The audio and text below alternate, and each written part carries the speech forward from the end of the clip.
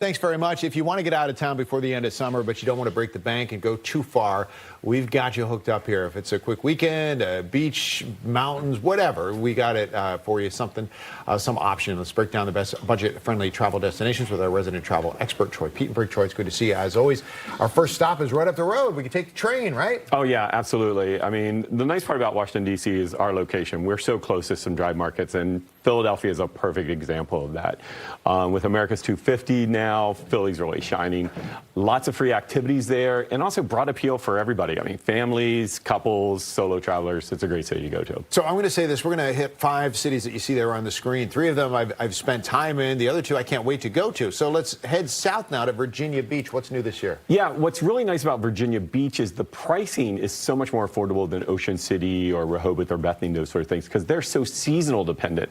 Virginia Beach operates year-round, so they don't have the massive spikes in prices during the summer season. So it's a great opportunity to go down there. Again, easy drive market for a lot of folks.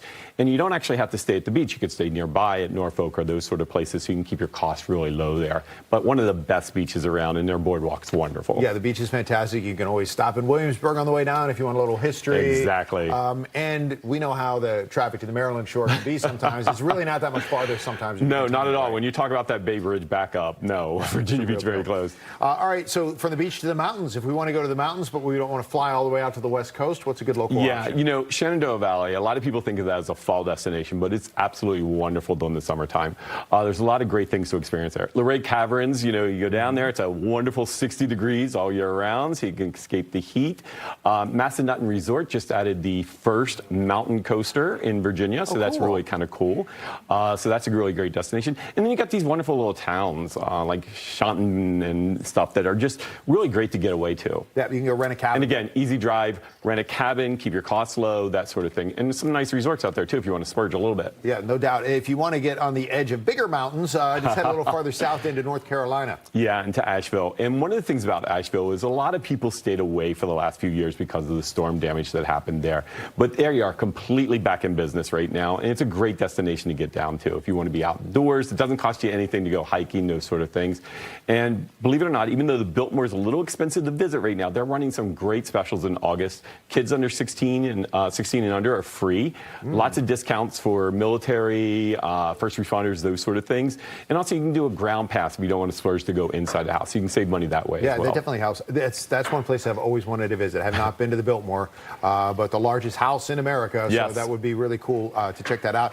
Asheville has a great art scene as well. But what I really want to do, and I've wanted to do this for years, is go to Newport, check out all the mansions. I know Taylor Swift is still in the spotlight right now, but there's a lot of beautiful properties up there. There are, and one of the things about that too is it kind of fits into this whole set jetting mentality that folks have.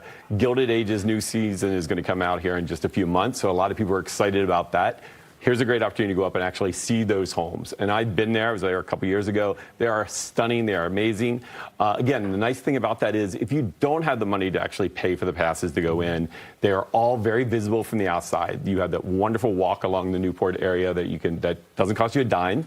Really great to see. The weather is perfect in August to go up there, so great opportunities. And actually, believe it or not a bad drive, but also some good flights right now. American Airlines will get you up there for about $200 right now. That's really good. Really good. Compared to what airline prices have been recently. Yes. And like you said, you could do that. You could do a little mansion spotting while you're there. But even if you don't, just that kind of relaxed New England vibe, seaside mentality, you've got it all. You do. You absolutely do. And great food.